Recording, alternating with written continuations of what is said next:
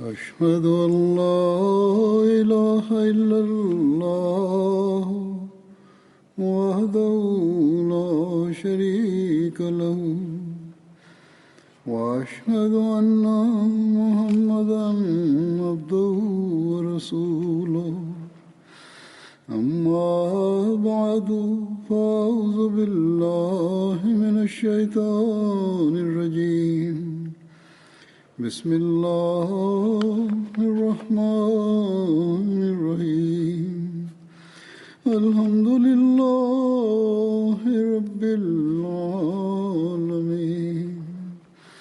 الرحمن الرحيم مالك يوم الدين إياك نعبد وإياك نستعين اهدنا الصراط المستقيم صراط الذين أنعمت عليهم غير المغضوب عليهم ولا الضالين.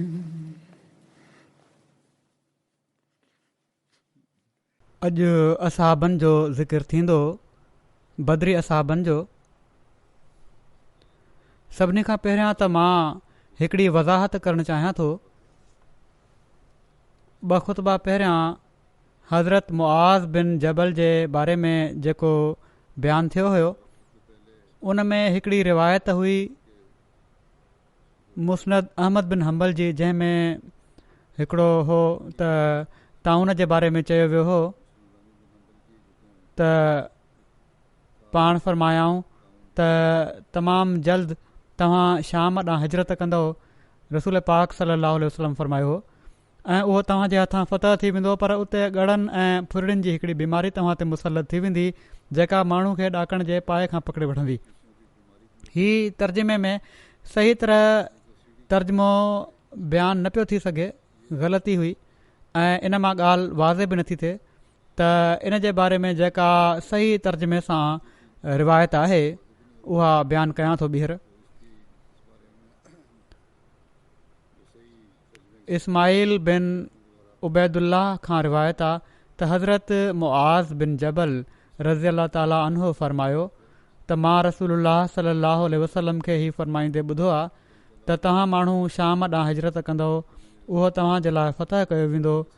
उते तव्हां माण्हुनि में हिकिड़ी बीमारी ज़ाहिर थींदी जेका ॻड़ या सख़्तु चक पाइण वारी शइ वांगुरु हूंदी। उहा इंसान जे दुन जे हेठें हिसे में ज़ाहिर थींदी। हाणे हीउ जेको आहे त ॾाकण जे पाए खां पकिड़े वठंदी। हीउ तर्जुमो मुख़्तलिफ़ लफ़्ज़नि जो हूंदो आहे जेको ग़लति कयो वियो हो पहिरियां। असुलु तर्जुमो हीअ आहे त उहा इंसान जे दुन जे हेठें हिसे में ज़ाहिर थींदी, जहिड़ी तरह हिकिड़ो ॻड़ निकिरंदो आहे दुन जे हेठें हिसे में, टंग जे मथां ऐं जिस्म जे विच में। त इन जे ज़रिए फरमाइनि था त इन जे ज़रिए अलाह ताला माण्हुनि खे शहादत अता कंदो ऐं इन जे ज़रिए उन्हनि जे अमलनि खे पाक कंदो। पोइ हज़रत मुआज़ दुआ कई त अल्लाह, जेकॾहिं तूं ॼाणी थो त मुआज़ बिन जबल हीअ ॻाल्हि रसूलुल्लाह सल्लल्लाहु अलैहि वसल्लम खां ॿुधी आहे त उनखे ऐं उन जे घर वारनि खे इन मां जाम हिसो ॾिए। इन ते उन्हनि सभिनी खे ताउन थी वियो, एसि ताईं जो उन्हनि मां हिकु बि न बचियो। संदन शहादत जी आंगुर ते ताउन जो दाणो निकितो ऐं पाण चयाऊं, मां हरगिज़ ख़ुशि न थींदुसि जो मूंखे इन जे बदिले ॻाढ़ा उठ मिलनि। त हीअ दुरुस्ती हुई। तर्जुमो जेको प्रिंट थी रहियो आहे अल्फज़ल में बि छपजंदो आहे, उन में त कई वई आहे। मां तव्हांजे साम्हूं मूं चयो हुयो पेश करे छॾियां।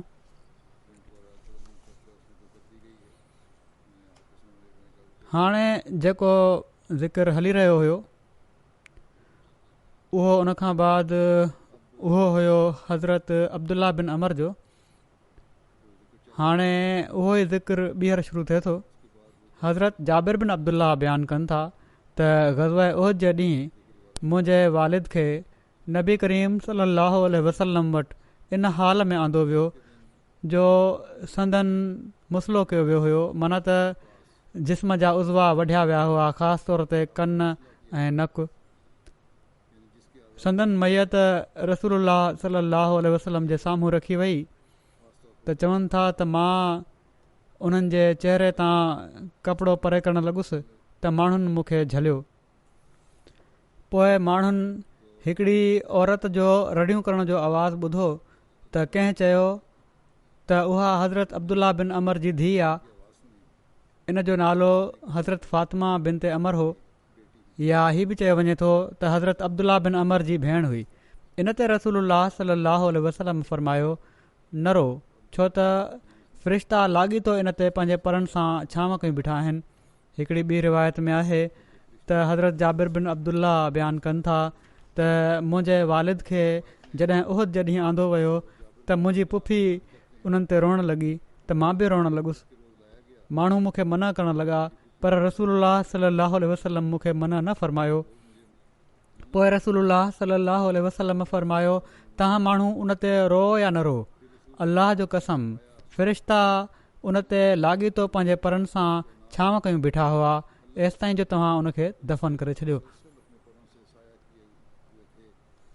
ग़ज़वा उहद जे शहीदनि जी जनाज़े जी नमाज़ जे बारे में मुख़्तलिफ़ राया आहिनि। मुख़्तलिफ़ काफ़ी इख़्तिलाफ़ नज़र अचे थो। सही बुख़ारी जी रिवायत में हज़रत जाबिर बिन अब्दुल्ला बयानु कनि था त नबी करीम सल्लल्लाहु अलैहि वसल्लम ग़ज़वा उहद जे शहीदनि मां ॿिनि माण्हुनि खे हिक ई कपिड़े में गॾु रखनि पिया ऐं पोइ पुछनि पिया त हिननि मां केरु क़ुर वधीक ॼाणण वारो हुयो। जॾहिं इन्हनि मां कंहिं हिक ॾांहुं इशारो कयो वेंदो हुयो त पाण सॻोरा सल्लल्लाहु अलैहि वसल्लम उन खे लहद में पहिरियां रखंदा हुआ, माना त क़बर में पहिरियां लाहींदा हुआ ऐं फ़रमाईंदा हुआ, मां क़यामत जे ॾींहुं हिननि माण्हुनि जो शाहिद आहियां ऐं हिननि खे हिननि जे रतन में ई दफ़न करण जो हुकुम ॾियनि पिया। न उन्हनि खे वेंझारियो वियो, न ई उन्हनि जी जनाज़े जी नमाज़ पढ़ी वई। सही बुख़ारी जी हिकिड़ी ॿी रिवायत, हीअ बि बुख़ारी जी रिवायत आहे जेका मूं पढ़ी हुई। ॿी रिवायत में हज़रत उक़बा बिन आमिर बयानु कनि था त रसूलुल्लाह सल्लल्लाहु अलैहि वसल्लम हिकिड़े ॾींहुं आया ऐं पाण सॻोरनि सल्लल्लाहु अलैहि वसल्लम ग़ज़वा उहद जे शहीदनि जो जनाज़ो पढ़ियो। बुख़ारी जी हिकिड़ी ॿी रिवायत में आहे त पाण सॻोरनि सल्लल्लाहु अलैहि वसल्लम उहद जे शहीदनि जो जनाज़ो ग़ज़वा उहद जे 8 सालनि खां पोइ पढ़ियो। सुनन इब्न माजा में बयानु आहे त हज़रत इब्न अब्बास बयानु कनि था त ग़ज़वा उहद जे शहीदनि खे रसूलुल्लाह सल्लल्लाहु अलैहि वसल्लम जी ख़िदमत में आंदो वञे पियो ऐं पाण सॻोरा सल्लल्लाहु अलैहि वसल्लम 10 शहीदनि जो जनाज़ो पढ़नि पिया ऐं हज़रत हमज़ा जी मैयत पाण सॻोरनि सल्लल्लाहु अलैहि वसल्लम वटि मौजूदु रहे पई, जॾहिं त बाक़ी शहीदनि खे ॾिनो पियो वञे।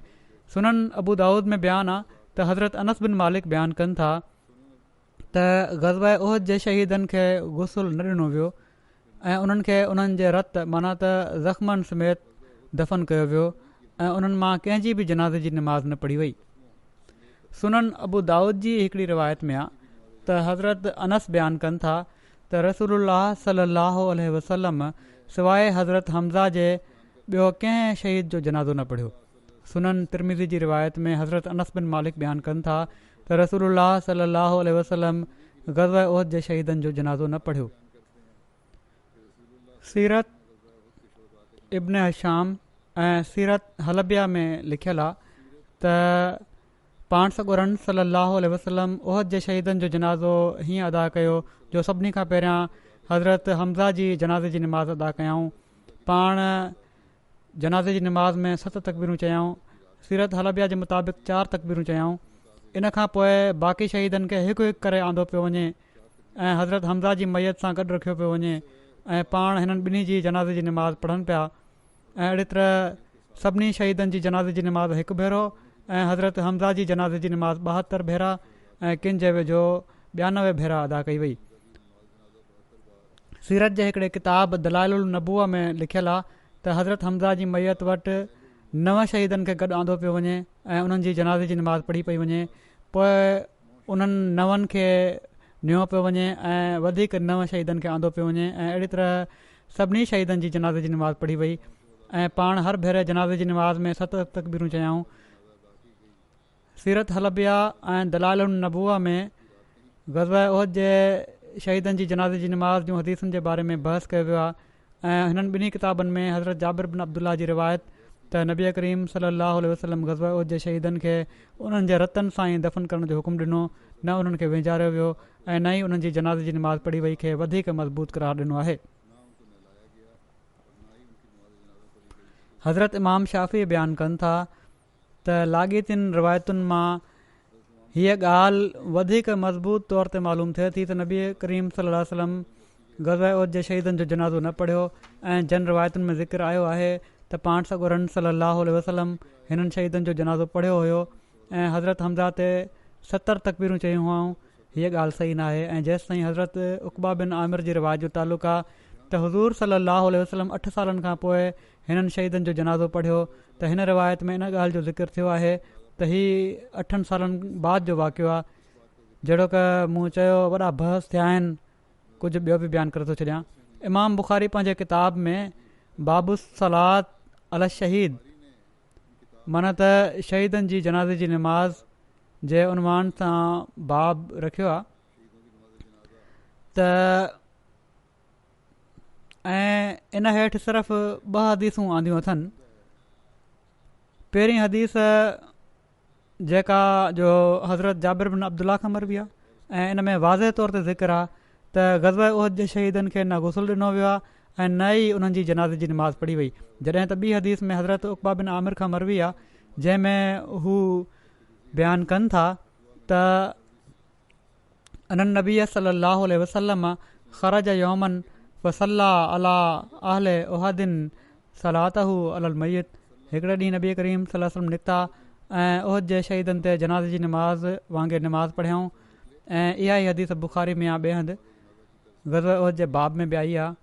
उते इहा ई असां बि रिवायत कनि था ऐं बयानु कनि था त सल्ला अला रसूलुल्लाह सल्लल्लाहु अलैहि वसल्लम अला क़त्ल उहदिन बाद समाने सिनीन कल मुवद बिल अखे अहियाए वल अमवात।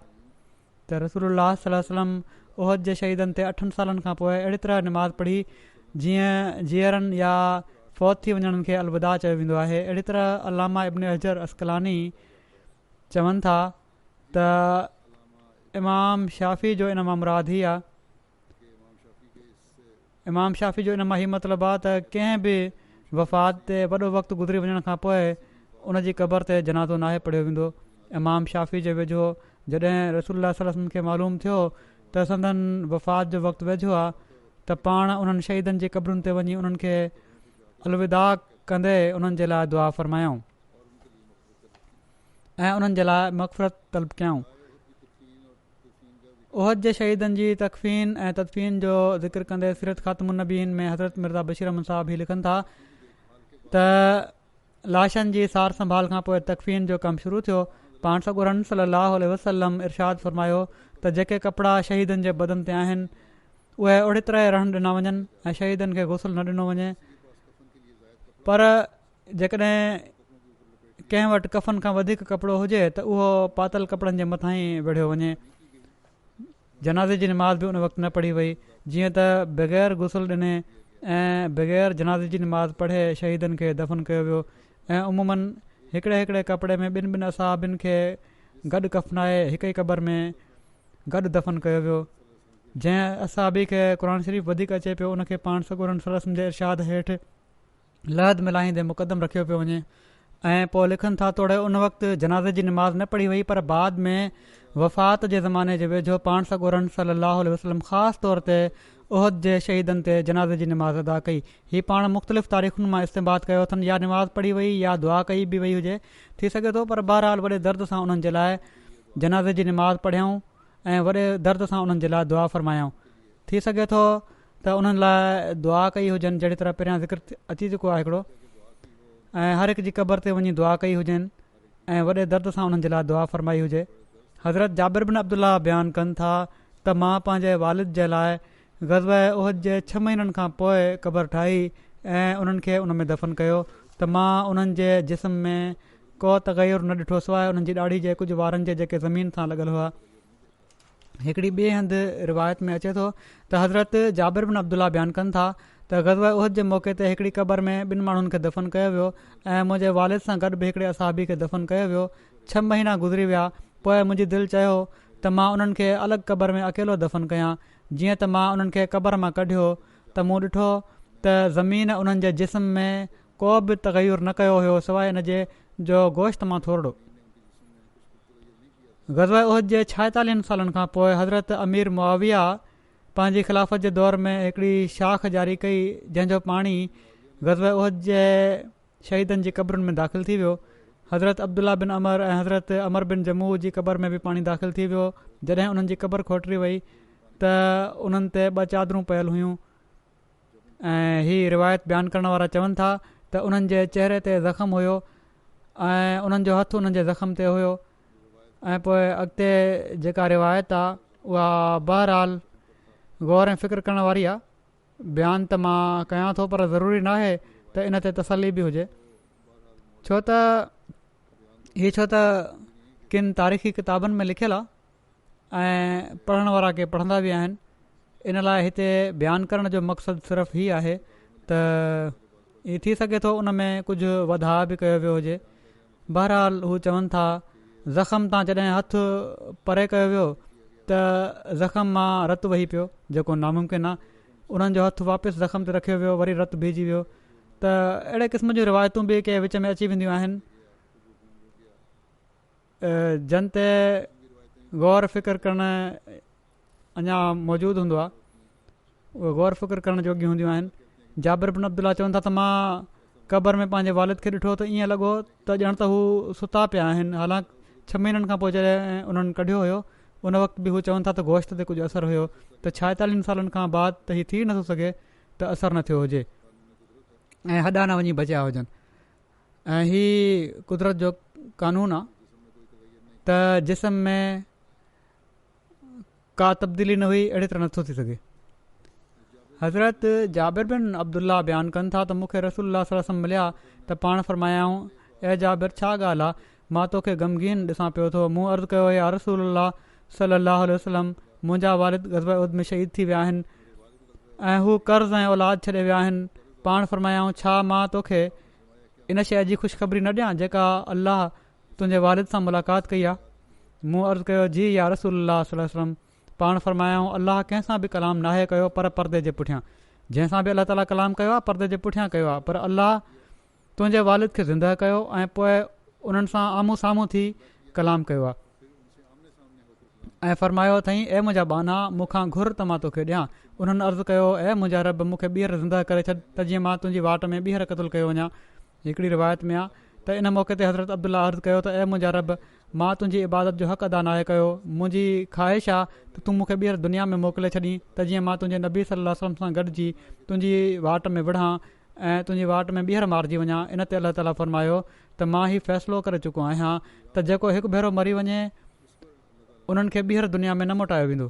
हज़रत अब्दुल्ला बिन अमर अलाह खे अर्ज़ु कयो त ए मुंहिंजा रब, मुंहिंजे पोइते रहण वारनि ताईं हीअ ॻाल्हि पहुचाए छॾ। इन मौक़े ते अलाह ताला हीअ आयत नाज़िल फ़रमाई त वला तहसबन्न लज़ीना क़ुतिलू फ़ी सबीलिल्लाहि अमवाता, वला तहसबन्न लज़ीना क़ुतिलू फ़ी सबीलिल्लाहि अमवाता बल अहयाउन इंद रब्बिहिम युरज़क़ून। माना त जेके वाट खुदा जी मारिजी विया तव्हां उन्हनि खे हरगिज़ मुअल न सम्झो ऐं पर उहे त ज़िंदा आहिनि, उन्हनि खे उन्हनि जे रब वटि रिज़्क़ अता कयो पियो थो वञे। हीअ पहिरियां बि रिवायत मां बयानु करे चुको आहियां हज़रत जाबिर बिन अब्दुल्ला जे ज़िम्न में। अलाह ताला जे हज़रत अब्दुल्ला बिन अमर सां मुकालमे वारे वाक़े जो तफ़सील पंहिंजी हिकिड़ी तक़रीर में जेका ख़िलाफ़त खां पहिरियां हुई, हज़रत ख़लीफ़तुल मसीह राबे हीअं बयानु कयो आहे त हिन वाक़े में क़िस्म क़िस्म जो हुस्न चङी तरह भरियलु आहे ऐं जंहिं पासे खां इन खे ॾिसूं हीअ हिकिड़ी नई रानाई ॾेखारे थो।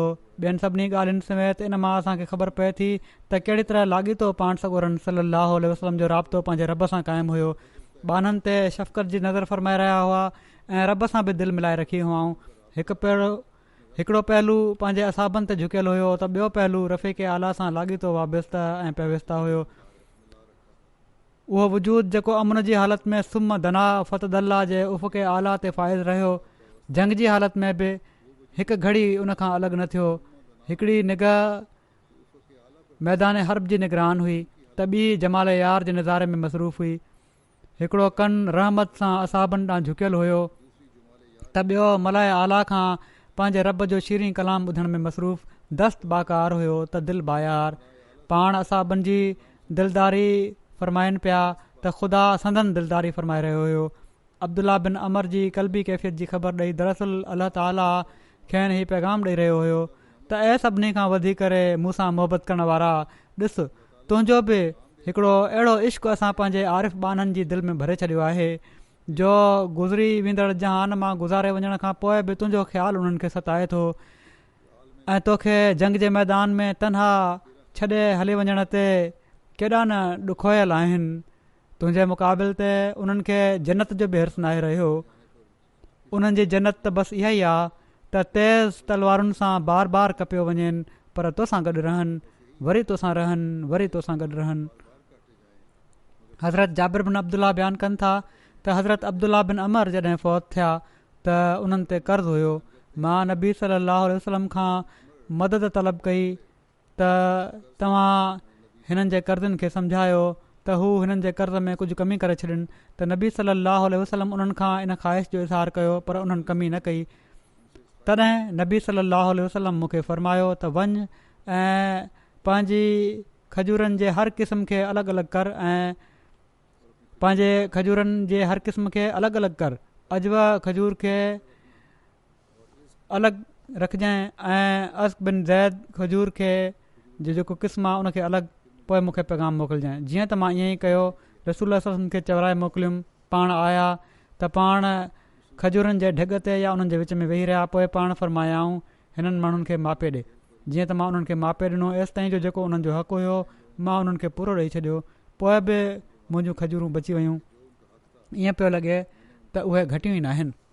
हज़रत अब्दुल्ला बिन अमर पंहिंजे पोते रहिजी वियल गर्भातियुनि में पंहिंजे पुट हज़रत जाबिर बिन अब्दुल्ला खां अलावा 6 धीअरूं छॾे विया। सही बुख़ारी जी हिकिड़ी रिवायत जे मुताबिक़ हज़रत अब्दुल्ला बिन अमर पंहिंजे पोते रहिजी वियल गर्भातियुनि में 7 या 9 धीअरूं छॾियूं हुआ।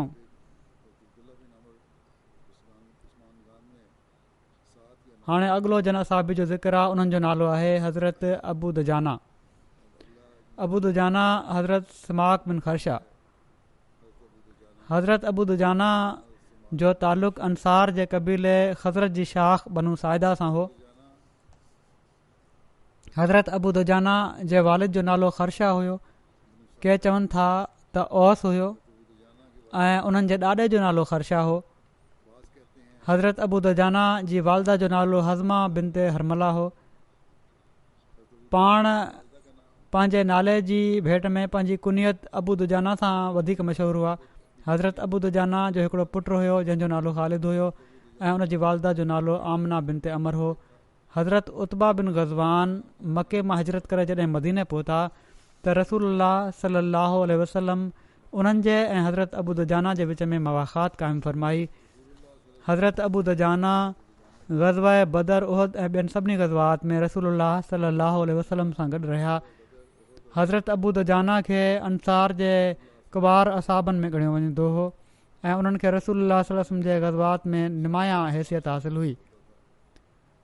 जॾहिं जंग थींदी हुई त हज़रत अबू दुजाना वॾी शुजात जो इज़हार कंदा हुआ ऐं हू कमाल जा घुड़सवार हुआ। उन्हनि वटि ॻाढ़े रंग जो हिकिड़ो रुमाल हुयो जंहिंखे हू सिर्फ़ु जंग महल मथे ते ॿधंदा हुआ। जॾहिं हू ॻाढ़ो रुमाल मथे ते ॿधंदा हुआ त माण्हुनि खे ख़बर पइजी वेंदी हुई त हाणे हू लड़ाई जे लाइ तयारु आहिनि। हज़रत अबू दुजाना खे दिलेर ऐं बहादुर माण्हुनि में ॻणियो वेंदो हुयो। मोहम्मद बिन इब्राहिम पंहिंजे वालिद खां रिवायत कनि था त हज़रत अबू दुजाना जंगनि में पंहिंजे ॻाढ़े उमामे जे करे सुञाता वेंदा हुआ। ग़ज़वा बदर में बि ही उन्हनि जे मथे ते हुयो ऐं मोहम्मद बिन उमर चवनि था त हज़रत अबू दुजाना ग़ज़वा उहद में बि ओड़ी तरह शामिलु थिया ऐं रसूलुल्लाह सल्लल्लाहु अलैहि वसल्लम सां गॾु साबित क़दम रहिया ऐं मौत ते हुज़ूर जी बैत कयाऊं। ग़ज़वा उहद जे ॾींहुं हज़रत अबू दुजाना ऐं हज़रत मुसअब बिन उमैर रसूलुल्लाह सल्लल्लाहु अलैहि वसल्लम जो भरपूर दिफ़ा कयो। हज़रत अबू दुजाना शदीद ज़ख़्मी थी पिया हुआ ऐं हज़रत मुसअब बिन उमैर उन ॾींहुं शहीद थिया। हज़रत अनस खां रिवायत आहे त रसूलुल्लाह सल्लल्लाहु अलैहि वसल्लम उहद जे ॾींहुं हिकिड़ी तलवार खईं ऐं फ़रमायाऊं मई याख़ुज़ु मिन्नी हाज़ा, त इहा मूंखां केरु वठंदो। सभिनी पंहिंजा हथ अॻिते कया ऐं उन्हनि मां हर हिकु चयो मां पाण फ़रमायाऊं। वरी फ़रमायाऊं फ़मई याख़ुज़ु बेहक़ ई, केरु इन खे इन जे हक़ सां वठंदो। हज़रत अनस चवनि था इन ते माण्हू बीजी विया त हज़रत समाक बिन ख़रशा अबू दुजाना चयो त मां इन खे उन जे हक़ सां वठां थो। हज़रत अनस चवनि था त उन्हनि तलवार वरिती ऐं मुशरिकनि जा मथा फाड़े छॾियाऊं। मुस्लिम जी हदीस आहे हीअ। हिकिड़ी ॿी रिवायत में अचे थो त हज़रत अबू दुजाना पुछियो इन जो हक़ छा आहे। पाण सॻोरन सल्लल्लाहु अलैहि वसल्लम फरमायो इन सां कंहिं मुस्लमान खे क़तलु न कजांइ ऐं इन जे हूंदे कंहिं काफ़र जे मुक़ाबले ते भॼजांइ न, माना त ॼमी मुक़ाबिलो कजांइ।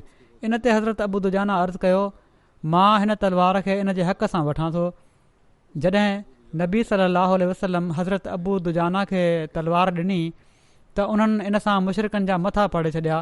उन्हनि इन मौक़े ते ही शेर पढ़िया अनल्लज़ी अहदनी ख़लीली व नहनो बिसफ़े लदन नख़ील अल्लाह अकूमत दहर फिल कुयूल अज़रिब बिसैफ़िल्लाह व रसूल।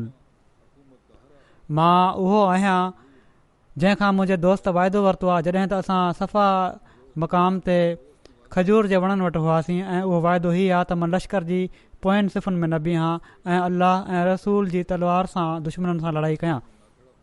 हज़रत अबू दुजाना तफ़ाख़ुरनी चाल हलंदे लश्करनि जी सिफ़ुनि जे विच में हलणु लॻा त रसूलुल्लाह सल्लल्लाहु अलैहि वसल्लम फरमायो इन हाज़िही मशियतुन युबग़िज़ु अल्लाहु अज़्ज़ व जल्ल इल्ला फ़ी हाज़ल मुक़ाम।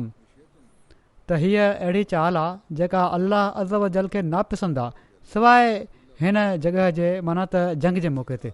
हज़रत ज़ुबैर बिन अवाम बयानु कनि था त रसूलुल्लाह सल्लल्लाहु अलैहि वसल्लम उहद जे ॾींहुं हिकिड़ी तलवार पेश कई ऐं फरमायाऊं मई याख़ुज़ु हाज़त सैफ़ बेहक़ ई त केरु आहे जेको हिन तलवार खे इन जे हक़ सां वठंदो।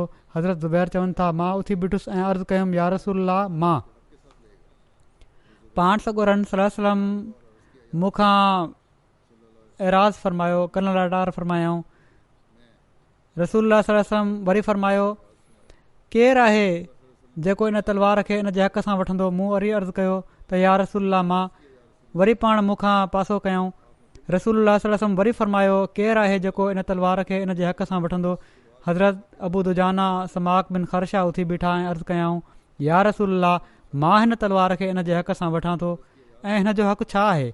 पाण फरमायाऊं इन सां कंहिं मुसलमान खे क़तलु न कजांइ ऐं इन जे हूंदे कंहिं काफ़र खां न भॼजांइ, ॼमी मुक़ाबिलो कजांइ। हज़रत ज़ुबैर चवनि था त इन खां पोइ रसूलुल्लाह सल्लल्लाहु अलैहि वसल्लम तलवार अबू दुजाना खे अता फरमाई ऐं अबू दुजाना जी हीअ आदत हुई त जॾहिं जंग जो इरादो कंदा हुआ त ॻाढ़ो रुमाल मथे ते ॿधी वठंदा हुआ। हज़रत ज़ुबैर चवनि था त मूं चयो त अॼु मां ॾिसंदुसि त हीअ कहिड़ी तरह हिन तलवार जो हक़ अदा करे थो। हज़रत ज़ुबैर चवनि था त अबू दुजाना जे साम्हूं जेको बि आयो हू उनखे मारींदे ऐं चीरींदे अॻिते वधणु लॻा एसि ताईं जो हू लश्कर मां लंघी उन्हनि जी औरतुनि जे मथां वञी पहुता जेके जबल जे दामन में दफ़ वॼाए रहियूं हुयूं ऐं उन्हनि मां हिकिड़ी औरत हीअ चई रही हुई इन जो तर्जुमो हीअ आहे, हीअ शेर पढ़ी रही हुई त असां तारिक सुबुह जे तारे जूं धीअरूं आहियूं जेके झुड़नि ते हलंदियूं आहियूं। जेकॾहिं तव्हां अॻिते वधंदव त असां भाकुर पाईंदियूंसीं ऐं वेहण जे लाइ वेहणा रखंदियूंसीं ऐं जेकॾहिं तव्हां पुठी ॾेई वियो त असां तव्हां खां जुदा थी वेंदियूंसीं। हीअ अहिड़ी जुदाई हूंदी जो पोइ तव्हां में ऐं असां में मोहबत जो को तालुक़ु बाक़ी न रहंदो। हज़रत ज़ुबैर चवनि था मूं ॾिठो त अबू दुजाना हिकिड़ी औरत ते तलवार हलाइण जे लाइ पंहिंजो हथु मथे कयो ऐं पोइ झले वरिताऊं। जॾहिं जंग ख़तमु थी त मां उन्हनि खे चयो त मां तुंहिंजी सॼी लड़ाई ॾिठी आहे, तूं हिकिड़ी औरत ते हथु सिधो कयो पोइ हेठि करे वरितुई, इन जो छा सबबु हुयो। उन्हनि चयो अल्लाह जो कसम मां रसूलुल्लाह सल्लल्लाहु अलैहि वसल्लम जी तलवार जी कंहिं औरत खे उन ज़रिए क़तलु न करे इज़त कई। हीअं न पियो थी सघे त मां तलवार रसूल करीम सल्लल्लाहु अलैहि वसल्लम जी इस्तेमालु कयां कंहिं औरत खे क़तलु करण जे लाइ, इन लाइ मां रुकिजी वियुसि। हिकिड़ी ॿी रिवायत में आहे त हीअ औरत हिंद ज़ाल अबू सुफ़ियान हुई जेका ॿियनि औरतुनि सां रलिजी गाना पई ॻाए। जॾहिं उन ते हज़रत अबू दुजाना पंहिंजी तलवार बुलंद कई त उन मदद जे लाइ ॾाढियां आवाज़ में चयो त ऐ सखर, पर को मदद लाइ न आयो। हज़रत अबू दुजाना पंहिंजी तलवार हेठि करे वरिती ऐं वापसि हलिया विया। हज़रत ज़ुबैर जे पुछण ते उन्हनि चयो त मूं नापसंदि कयो त रसूलुल्लाह सल्लल्लाहु अलैहि वसल्लम जी तलवार सां कंहिं औरत खे मारियां जंहिंजो को मददगार न हो।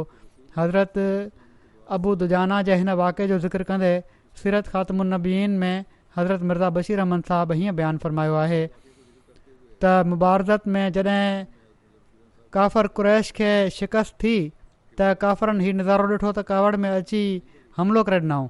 मुस्लमान बि तकबीर जा नारा हणंदे अॻिते वधिया। जॾहिं ॿई फ़ौजूं पाण में ॻंढिजी पियूं, ग़ालिबन इन ई मौक़े ते पाण सॻोरन सल्लल्लाहु अलैहि वसल्लम पंहिंजी तलवार हथ में खणी फ़रमायो, केरु आहे जेको इहा वठी उनजो हक़ अदा करे।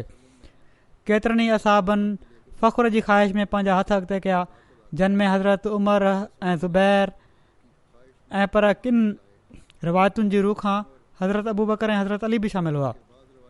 पर पाण सॻोरन सल्लल्लाहु अलैहि वसल्लम पंहिंजो हथु रोके रखियो ऐं इहो ई फ़रमाईंदा रहिया त को आहे जेको हिन जो हक़ अदा करे। आख़िर अबू दुजाना अंसारी पंहिंजो हथु अॻिते वधायो ऐं अर्ज़ु कयाऊं, या रसूलल्लाह, मूंखे इनायत फ़रमायो।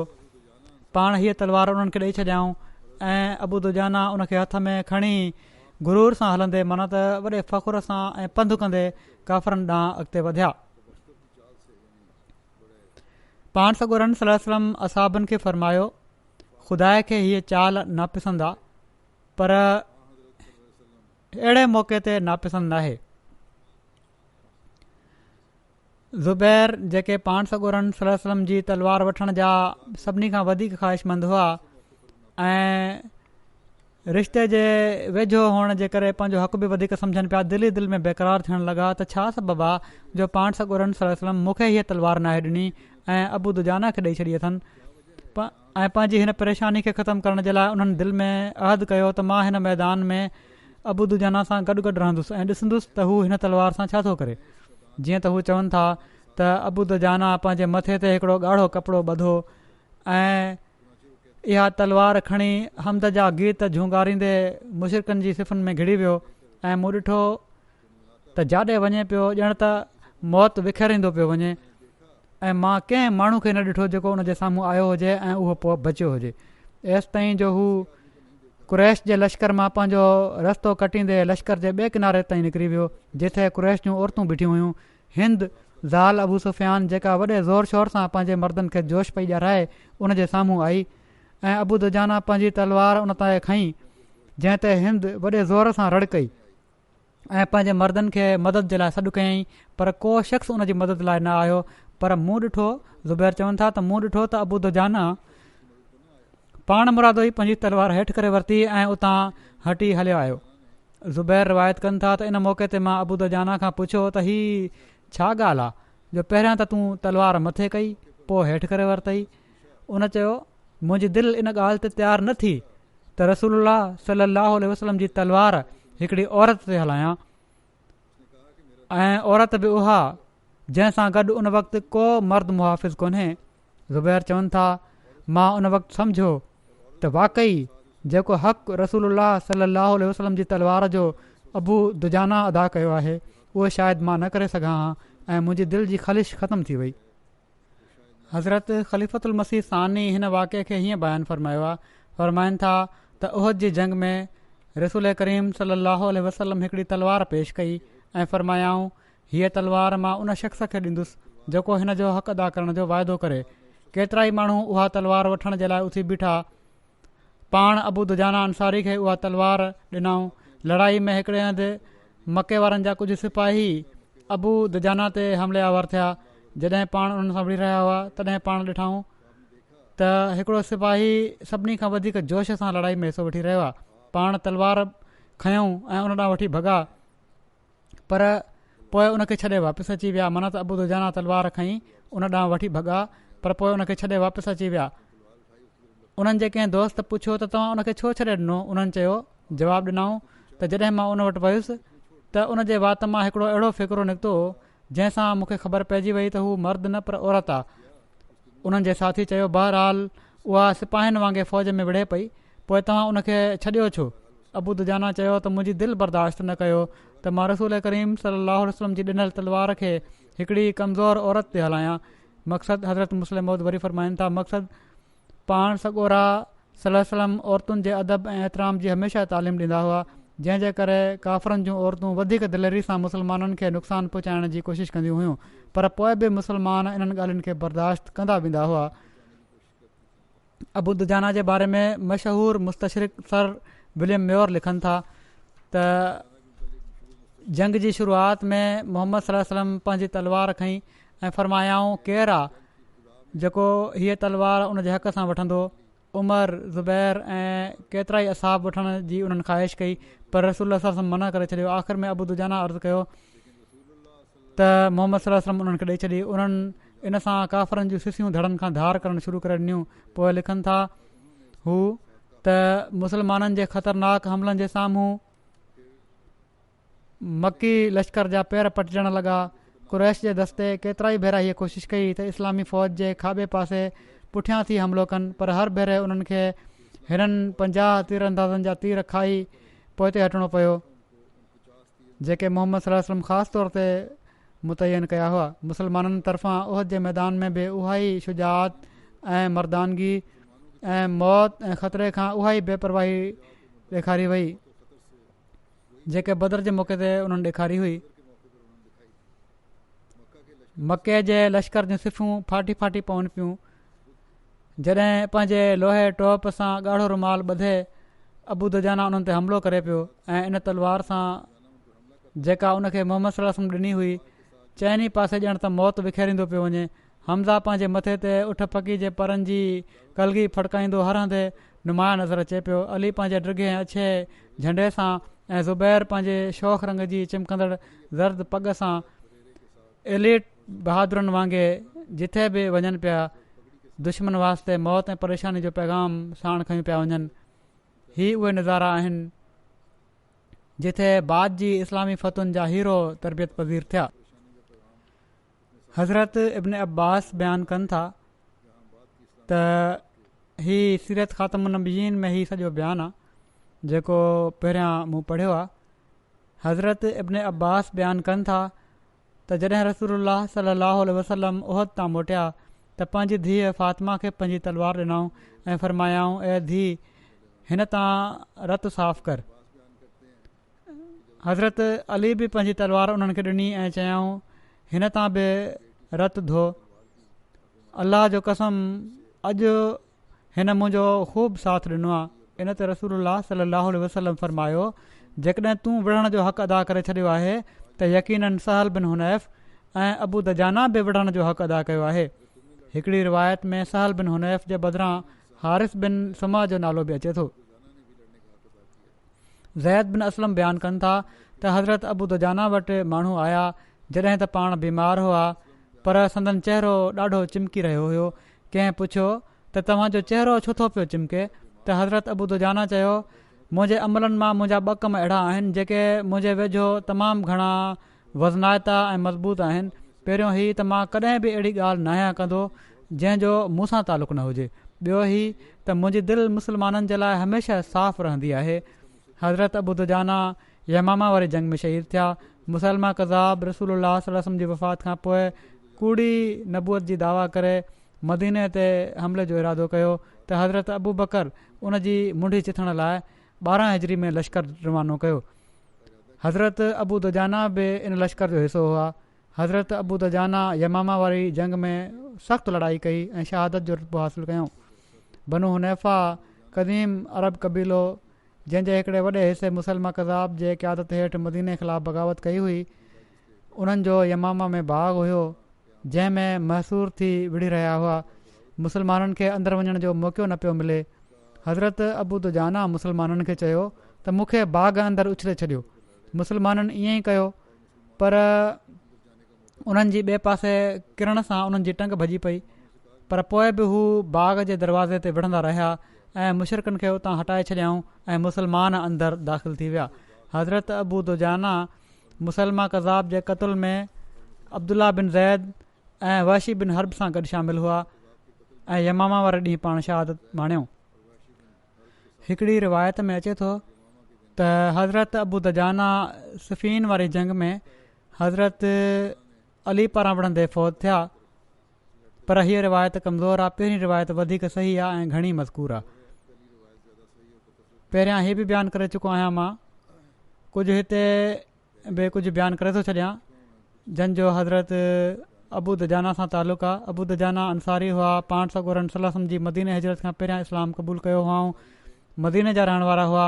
हिननि खे हीउ एज़ाज़ु हासिलु हुयो त पाण सॻोरनि सल्लल्लाहु अलैहि वसल्लम सां गॾु बदर जी जंग में शामिलु थिया ऐं तमामु दिलेरी जा जोहर ॾेखारियऊं। अहिड़ी तरह उहद जी जंग में बि शामिलु थियण जी हिननि खे तौफ़ीक़ मिली ऐं जंग जो पासो पलटजण खां पोइ माना त जॾहिं मुस्लमान पहिरियां खटी रहिया हुआ पोइ पासो पलटिजो ऐं हिकिड़ी जॻह छॾण जे करे काफ़रनि ॿीहर हमिलो कयो ऐं खटंदे खटंदे मुस्लमान हाराइजी विया। त जेके असहाब उन वक़्तु पाण सॻोरन सलम जे वेझो रहिजी विया हुआ उन्हनि में हज़रत अबू दुजाना बि शामिल हुआ ऐं पाण सॻोरन सलाहु आल वसलम जे दिफ़ा में ई ॾाढा ज़ख़्मी बि थिया, पर हिननि ज़ख़्मनि जे बावजूदु ही पोइ ते न हटिया।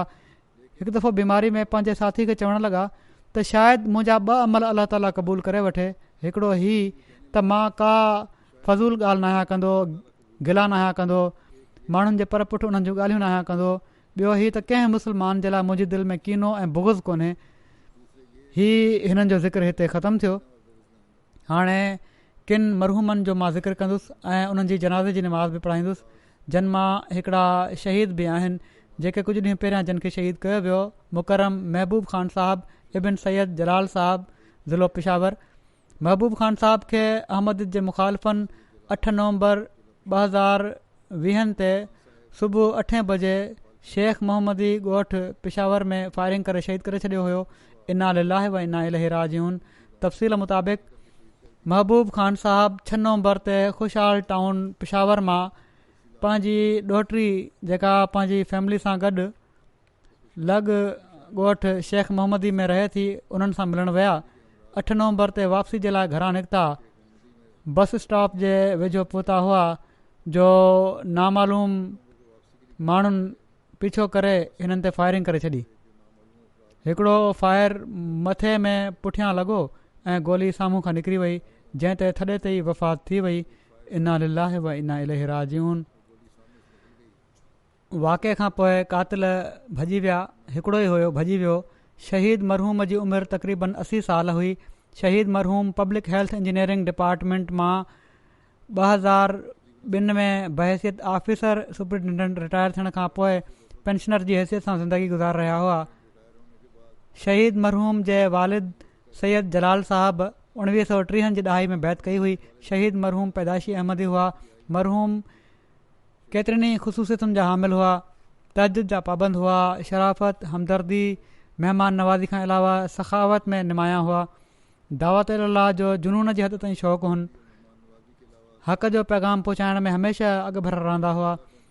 जॾहिं बि हिननि खे एहतियात जी दरख़्वास्त कई वेंदी हुई त हिननि जो हिकिड़ो ई मौक़िफ़ हूंदो हुयो त हाणे त हूअं बि ख़ुदा जे हुज़ूर हाज़िर थियण जो वक़्तु आहे, जेकॾहिं शहादत मिली वई त मुंहिंजे लाइ सआदत हूंदी।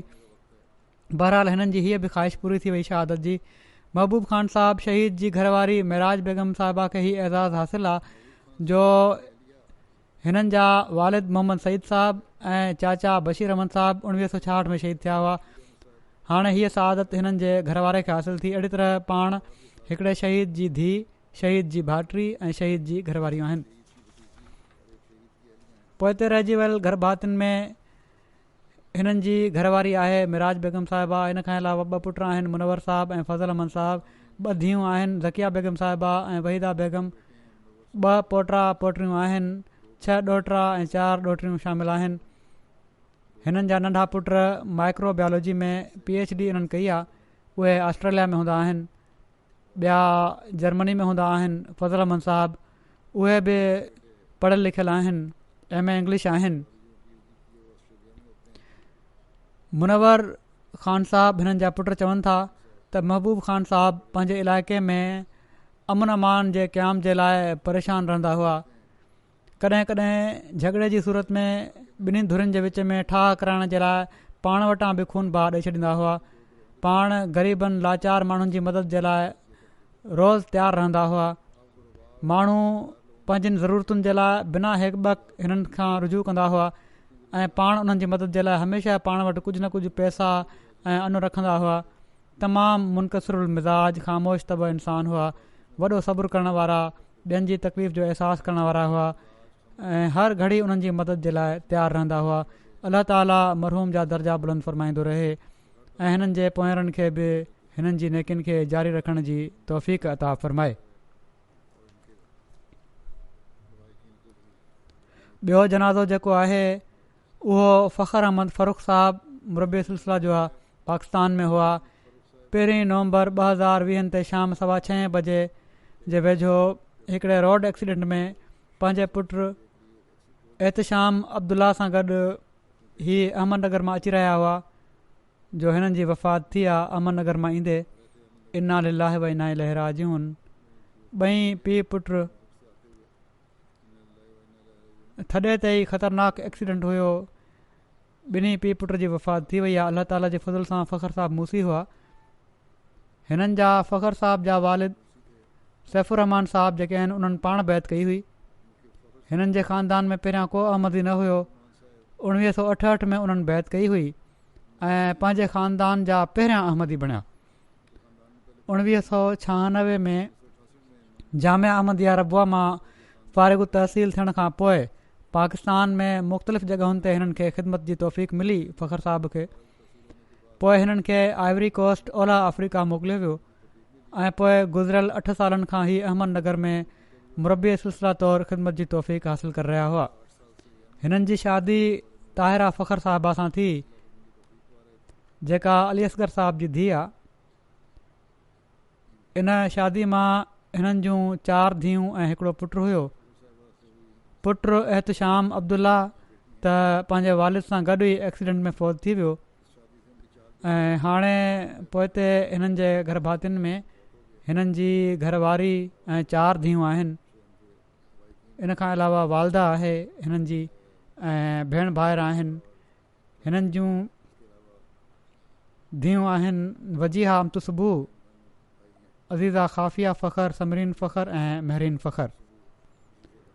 फ़ख़्र साहब जी घरवारी तारा साहबा लिखे थी त असांजी शादी जॾहिं थी आहे त मुरबी साहब जी ख़ुशाब जे हिकिड़े ॻोठ में उते पोस्टिंग हुई। उते ई मुतयन हुआ ऐं जॾहिं मां उते सेंटर में वियसि त हिननि मूंखे जेके मुरबी जी घरवारी जा फ़र्ज़ हूंदा आहिनि उन्हनि जे बारे में ॿुधायो ऐं सम्झायो त हाणे तूं मूंसां गॾु वक़्फ़ु आहीं, तोखे बि जमायती कमनि में वधी सदी हिसो वठणु घुरिजे। अहिड़ी तरह तरबियत कयऊं। इन खां पोइ हिननि जी ट्रांसफ़र बदीन थी वई। मुरबी साहब त पहिरियां हलिया विया, ही कुझु वक़्त खां पोइ वियूं आहिनि त चवनि थियूं त जॾहिं ॾींहुं मां उते पहुतसि मां पहिरियां ॾसियो बि हुयो मान, पर उते वियसि त मुरबी साहब उते सेंटर में घर में कोन हुआ। मां ॿाहिरि वेठी रहियसि उस में मस्जिद में। ख़बर पई त मुरबी साहब कंहिं मौलिम जी घरवारी बीमार आहे, उनखे रतु ॾियण जी ज़रूरत आहे त उनखे रतु ॾियणु विया आहिनि। मां हिननि खां पुछियुमि वापसी ते त एॾो सॼो ॾींहुं मां वेठी रही आहियां उस में, तव्हांखे ख़बर हुई मां अचां पई थी डिघो सफ़र करे। उन्हनि चयो त उहो कमु बि तमामु ज़रूरी हुयो ऐं मूंखे सम्झायऊं त अहिड़ी तरह क़ुर्बानी करणु घुरिजे। आइवरी कोस्ट जॾहिं ही विया आहिनि उते बि ख़िदमत ख़ल्क़ जा कम ॾाढा कंदा रहिया, दीन जे ख़िदमत जे कमनि सां गॾोगॾु ऐं हमेशह ॿार बचनि ते दीन खे मुक़दम रखियऊं। चवनि थियूं हिननि जी घरवारी चए थी त मुंहिंजी तबियत हिकु दफ़ो ॾाढी ख़राबु थी पई, धीअ जी पैदाइश थियण वारी हुई। मुरबी साहब मेडिकल कैंप जे सिलसिले में वियल हुआ। डॉक्टर हालत ॻणती जोगी ॿुधाई पर मुरबी साहब मूंखे छॾे हलिया विया। सिर्फ़ु एतिरो चयऊं त अलाह फज़ुल कंदो, तूं वाक़फ़े ज़िंदगी जी घरवारी आहीं, तोखे कुझु न थींदो। मक़सदु त मुरबी साहब हर मामले में दीन खे दुनिया ते मुक़दम रखियो। महिमान नवाज़ी, ख़िदमत ख़ल्क़, ख़िदमत दीन करण वारा हुआ। पंहिंजे पराए सभिनी सां प्यारु करण वारा हुआ। ॿारनि सां दोस्ताणो तालुक़ हुयुनि।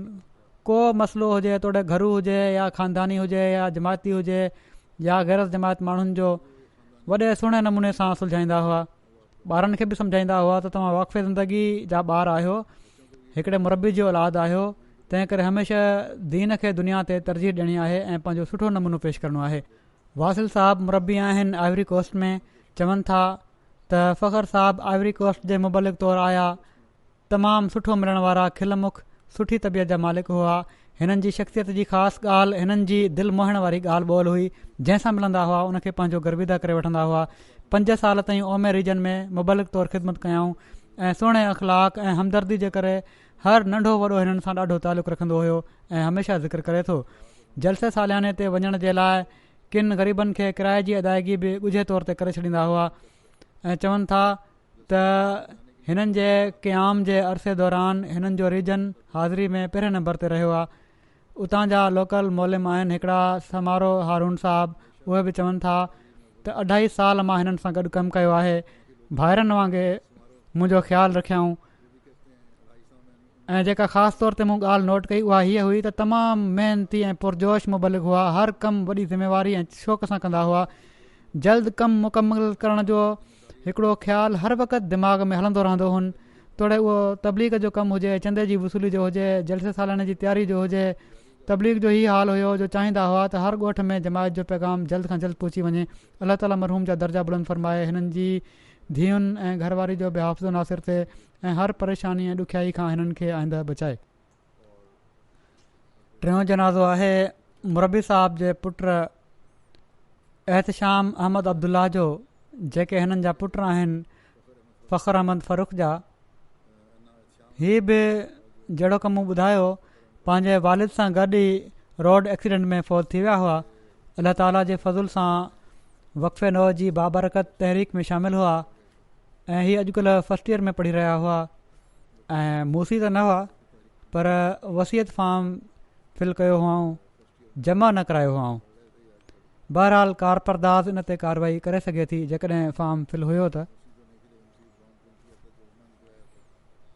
मुंहिंजो पुटु, हिननि जी वालदा चए थी त मुंहिंजो पुटु केतिरनि ई ख़ूबियुनि जो मालिक हुयो, नेक सालेह ऐं फर्माबरदार हुयो, वक़फ़े नौ जी तहरीक में शामिल हुयो, नमाज़ुनि जो पाबंद हुयो। ज़हीम साहब ख़ुदामुल अहमदिया जे हर हुक्म जी तामील कंदो हुयो ऐं ड्यूटी वग़ैरह तमामु सुहिणे नमूने सां ॾींदो हुयो। ऐं उन ॾींहुं बि ड्यूटी मस्जिद में उन ॾिनी जहिड़े ॾींहुं हू फ़ौत थियो आहे। अलाह ताला मरहूम सां मग़फ़िरत ऐं रहम जो वर्ताव फ़रमाए, दर्जा बुलंद करे। ऐं अॻिलो जनाज़ो आहे मुकरम डॉक्टर अब्दुल करीम साहब इब्न मियाँ अब्दुल लतीफ़ साहब ऑफ रबुआ जो, जेके रिटायर्ड इकनॉमिक एडवाइज़र हुआ स्टेट बैंक ऑफ पाकिस्तान जा। हिननि जी 14 सेप्टेम्बर ते वफ़ात थी आहे 92 सालनि जी उमिरि में। इन्ना लिल्लाहि व इन्ना इलैहि राजिऊन। हज़रत मसीह मऊद अलैहिस्सलाम जे असहाबी हज़रत मौलवी मोहम्मद अली साहब जा पोटरा हुआ। कादियान जे तालीमुल इस्लाम कॉलेज जे पहिरें बैच में शामिल हुआ। जॾहिं कॉलेज शिफ्ट थियो आहे लाहौर पार्टीशन खां पोइ त तालीमुल इस्लाम कॉलेज जे शागिर्द जी हैसियत सां पंजाब यूनिवर्सिटी मां MA कयूं। उन वक़्तु पूरी यूनिवर्सिटी में तालीमुल इस्लाम कॉलेज जा वाहिद शागिर्द हुआ। बाद में स्टेट बैंक ऑफ पाकिस्तान पारां स्कॉलरशिप ते जॉर्ज वॉशिंगटन यूनिवर्सिटी में इकनॉमिक्स में PhD करण जे लाइ अमरीका हलिया विया ऐं उते बि मस्जिद फज़ल में हिननि रहाइश रखी ऐं उते फ़ारिग़ थी तबलीगी सरगर्मियुनि में मसरूफ़ रहंदा हुआ। डॉक्टर साहब खे पाकिस्तान सां तमामु घणो प्यार हुयो। उन्हनि पंहिंजे कैरियर में आलमी बैंक जहिड़े बैन अल-अक़वामी इदारनि सां गॾु मुस्तक़िल तौर ते कमु करण जे बावजूदु हमेशह पाकिस्तान में रही कम जी चूंड कई। वॾो वक़्तु स्टेट बैंक ऑफ पाकिस्तान में कमु कयाऊं ऐं सलाहकार जी हैसियत सां एडवाइज़र जी हैसियत सां रिटायर थिया।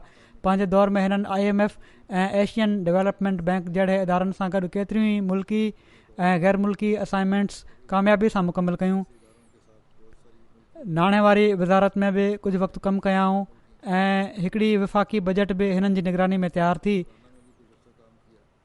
हिननि खे 2 सालनि जे लाइ IMF पारां सूडान जी हुकूमत जे मुआशी हालात ऐं मामलनि जे हल जे लाइ ख़ुर्तूम बि मोकिलियो वियो।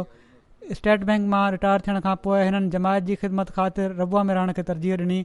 जीअं त मुआशियात ऐं मज़हब जे बारे में मामला साम्हूं अचण ते हिननि सां सलाह कई वेंदी हुई। हीअ कमेटी जेका बणियल हुई इन में मां बि हिननि खां सलाह वठंदो रहियो आहियां। ॾाढा साहिब राय हुआ इन मामले में ऐं सुठा मज़मून लिखंदा हुआ। तमामु गहरी नज़र सां हिननि जी हर तहक़ीक़ हूंदी हुई ऐं इन ते अमली जेको उन जो हल आहे उहो पेश कंदा हुआ। हिननि जा कुझु किताब बि आहिनि जंहिंमें इस्लाम जूं बुनियादी ॻाल्हियूं अंग्रेज़ी में आहे। इस्लाम फ़लसफ़े हयात ऐं मुआशी उसूल हीअ बि अंग्रेज़ी में आहे। हुरमत सूद ही उर्दू में आहे। उसूल रिज़्क़ ही बि उर्दू में आहे। 1989 में ही रिटायरमेंट खां पोइ हज़रत ख़लीफ़तुल मसीह राबे जी तहरीक ते वक़फ़ करे ताशकंद यूनिवर्सिटी में मुआशियात जी तदरीस जे लाइ उज़्बेकिस्तान हलिया विया। उते 6 महीननि ताईं ख़िदमतूं सर अंजाम ॾिनऊं। वरी हिकिड़ी कमेटी ठाही हुई हज़रत ख़लीफ़तुल मसीह राबे जेका ॻह ऐं व्याजी मामलनि जे मसइले ते ग़ौर करण जे लाइ हुई, जंहिंमें आलिमनि ऐं माहिरनि ते ॿधल हिकिड़ी कमेटी हुई। उनजी हिकिड़ी सब कमेटी बि हुई, उन जा पाण मेंबर हुआ। इन जी हिकिड़ी सब कमेटी बि हुई इन में मां बि कुझु वक़्तु हिननि सां गॾु कमु कयो आहे। तमामु गहराई सां जहिड़ो की मूं चयो हर ॻाल्हि कंदा हुआ ऐं तमामु वज़न रखंदड़ दलीलनि सां ॻाल्हि कंदा हुआ। केतिरा ई मज़मून हिननि मूंखे बि लिखी मोकिलिया आहिनि व्याजी निज़ाम ते ऐं तमामु भला उहे मज़मून आहिनि। वधीक इन ते इनशा गौर थींदो ऐं थी सघे थो त हिननि जो ई आईंदा जेको व्याजी निज़ाम जे ख़िलाफ़ु उन जे मुक़ाबले ते जेको निज़ाम पेश थियणो आहे उन्हनि में हिननि जा कुझु राया बि शामिलु कया वञनि। अलाह ताला मरहूम जा दर्जा बुलंद फ़रमाए ऐं हिननि जी औलाद खे बि हिननि जी नेकिन ते अमल करण जी तौफ़ीक़ अता फ़रमाए।